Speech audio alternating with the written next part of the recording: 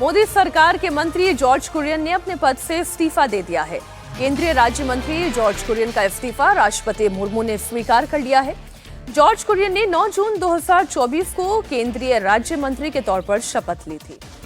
11 जून 2024 को अल्पसंख्यक मामलों के मंत्रालय और मत्स्य पालन, पशुपालन और डेयरी मंत्रालय का कार्यभार उन्होंने संभाला था। एकमात्र ईसाई थे जो मोदी सरकार में मंत्री थे, लेकिन उनका राज्यसभा का कार्यकाल खत्म हो गया और इसी 21 को यानी कि रविवार को यह खत्म हुआ, इसलिए उन्हें अपने पद से इस्तीफा देना पड़ा। माना यह जा रहा है कि केरल में विधानसभा चुनाव को देखते हुए उन्हें केरल कोटे से मंत्री बनाया गया था। अब उनका इस्तीफा हो गया है। पार्टी ने उन्हें दूसरे टर्म के लिए राज्यसभा नहीं भेजा। जॉर्ज कुरियन की गिनती केरल बीजेपी के सीनियर लीडर्स में होती है। 1980 में ही जनता दल छोड़कर वो बीजेपी में शामिल हो गए थे और राष्ट्रीय अल्पसंख्यक आयोग के उपाध्यक्ष भी रह चुके हैं। लेकिन जॉर्ज कुरियन के इस्तीफे के साथ साथ अब एक सवाल ये है कि अगला चेहरा कौन होगा। और इसी तरीके से अगर रवनीत बिट्टू की भी बात की जाए तो उनका भी कार्यकाल अब खत्म होने पर आ रहा है। तो अभी क्या मंत्रिमंडल का भी विस्तार के तौर पर अब हम इसे देख रहे हैं? नहीं, देखिए वो बहुत समय से बिहार चुनाव के समय से ही चल रही कि विस्तार होगा, तो ये होना लग रहा है कि होना चाहिए। चूंकि 2019 के बाद 2023 में प्रधानमंत्री ने विस्तार किया था, तो उनका एक तरीका है कि बीच में वो करते हैं। तो चूंकि पंजाब का चुनाव है और हमेशा से ये एक पैटर्न रहा है कि मिनिस्टरियल लेवल पे आप उस स्टेट को थोड़ा इंपॉर्टेंस देते हैं। तो कुरियन जी तो इनका परसों राज्यसभा का टर्म खत्म हो गया है केरला से।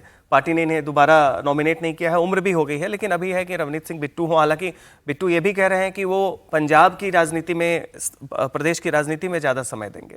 तो कहीं ना कहीं पंजाब से कोई हो सकता है, उनका भी नाम हो सकता है कि उनको मंत्री पद का भार मिले, लेकिन वो साथ ही साथ पंजाब की राजनीति में सक्रिय रहें। इसके अलावा देखिए अभी और भी जगह मिनिस्टेरियल चेंज हो सकते हैं। उत्तराखंड है, यूपी है और बाकी बंगाल भी है। कैसा विस्तार देख रहे हैं आप शांतनु जी?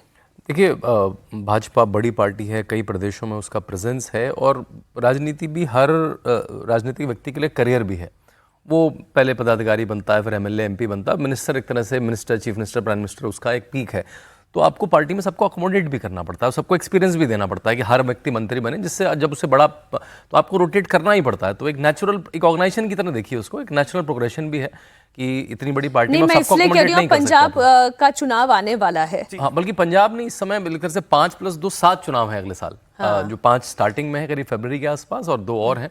तो जैसा सज्जन भाई ने कहा, उनके लोगों को एक तरबियत मिलेगी। इसमें एक और है कि कोई बड़ा चेहरा शायद न बदले। बड़े चेहरे में मतलब कि जैसे कि लोग कह रहे हैं गडकरी जी की बात आ रहा है, राजनाथ जी काफी सीनियर है, उस तरीके से और भी लोग हैं, तो उस स्तर पे नहीं हो रहा है। लेकिन जो उसके बाद जो मिनिस्टर्स हैं जो कि अलग अलग स्टेट से आते हैं, उस लिहाज में देखिए असम है, बंगाल है और आने वाले में पंजाब का है, उत्तर प्रदेश है, और जैसा ये बता रहे थे कि उसके अलावा गुजरात का भी चुनाव होने वाला है अगले वर्ष, जो साल के अंत तक होता है।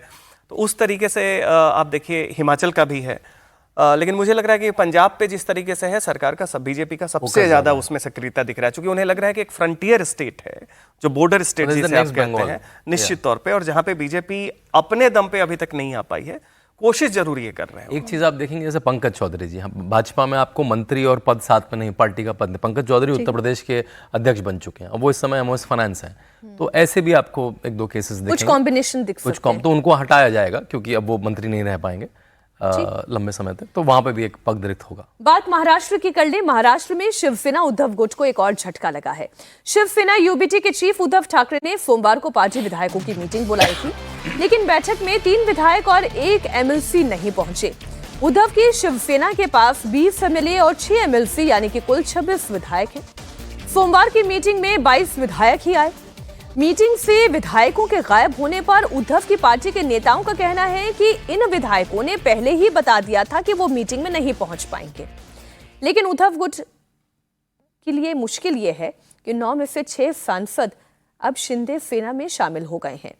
डिप्टी सीएम एकनाथ शिंदे की मौजूदगी में बागी सांसद शिवसैनिक शिंदे वाले सैनिक हो गए हैं। इस मौके पर एकनाथ शिंदे ने उद्धव और उनकी पार्टी के नेताओं को नसीहत भी दी। उन्होंने कहा कि उद्धव की पार्टी के नेता गाली गलौज कम करें, क्योंकि वो जितनी गाली देंगे उनकी पार्टी उतनी ही ज्यादा तेजी से डूबेगी।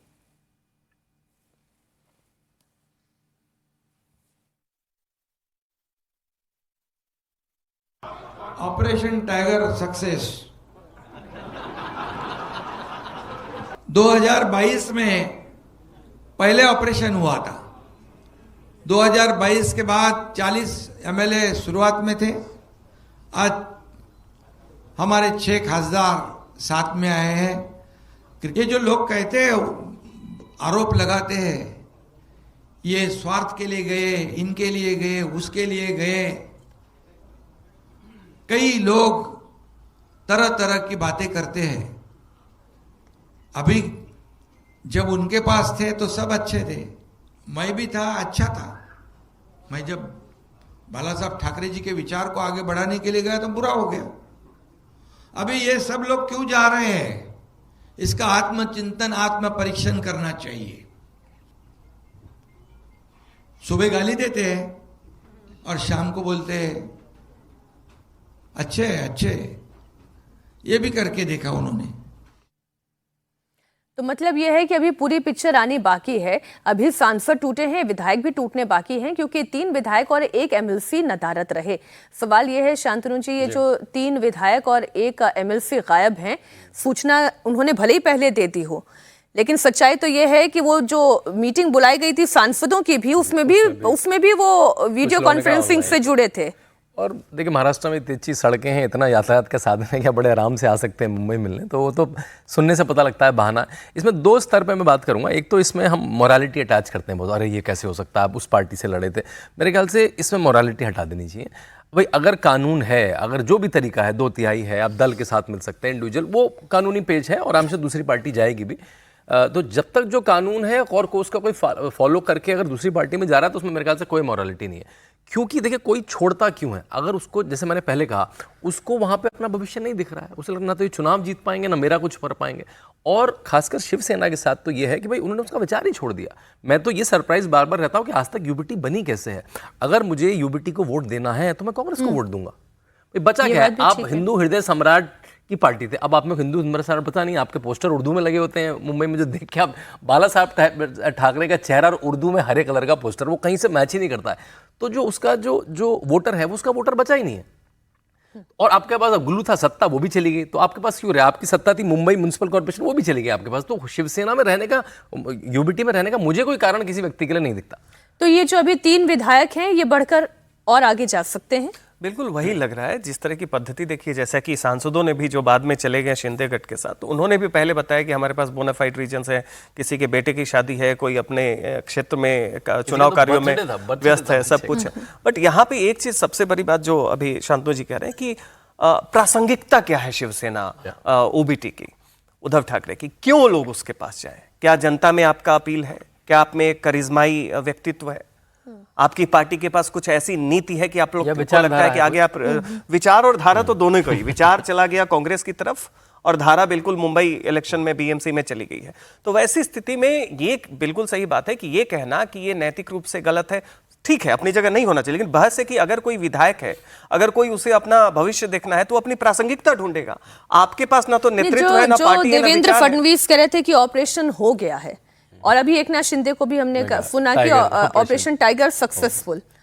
तो लेकिन अभी तो लग रहा है कि ऑपरेशन खत्म नहीं हुआ है। नहीं, अभी अमित शाह ने, देवेंद्र फडणवीस ने, एकनाथ शिंदे ने, सबने अब ये कह दिया कि अब कोई विभाजित शिवसेना नहीं है, शिवसेना एक ही है।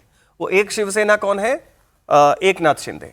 अब उनका यह है कि उद्धव ठाकरे चूंकि बाला साहब ठाकरे के हैं, तो कुछ एक कोर ग्रुप छोटा सा होता है जिसकी सिंपैथी होती है। वो ज्यादातर आपका एजिंग, मुंबई में जाए जो शिवसेना के शाखा है, उसमें वो लोग हैं जो बाला साहब को देखे हैं, जिन जो अभी 70 के 80 के वो हैं, वो अभी भी भावनात्मक रूप, जो नई युवा पीढ़ी है किसी भी वर्ग का, उसमें आप देखें वो व्यवहारिक भी है और वो ये भी वो आदित्य ठाकरे के साथ भी नहीं। और बिट्रेयल की बात है तो उद्धव ठाकरे ने बिट्रेयल किया था जब 2019 में सबसे पुराना अलायंस बीजेपी के साथ था, आप छोड़ के कांग्रेस के साथ चले गए और उसके बाद आप अपने पूरा विचार ही बदल लिए, हिंदुत्व को छोड़ के आप धर्मनिरपेक्ष। जो आप लोगों की चर्चा से समझ में आ रहा है कि अब असली नकली शिवसेना की तो कोई बात ही नहीं रह गई, ये केवल शिंदे शिवसेना है। अब देखना यह है कि उद्धव ठाकरे के कितने विधायक भी टूटकर अब वहां पर चले जाते हैं।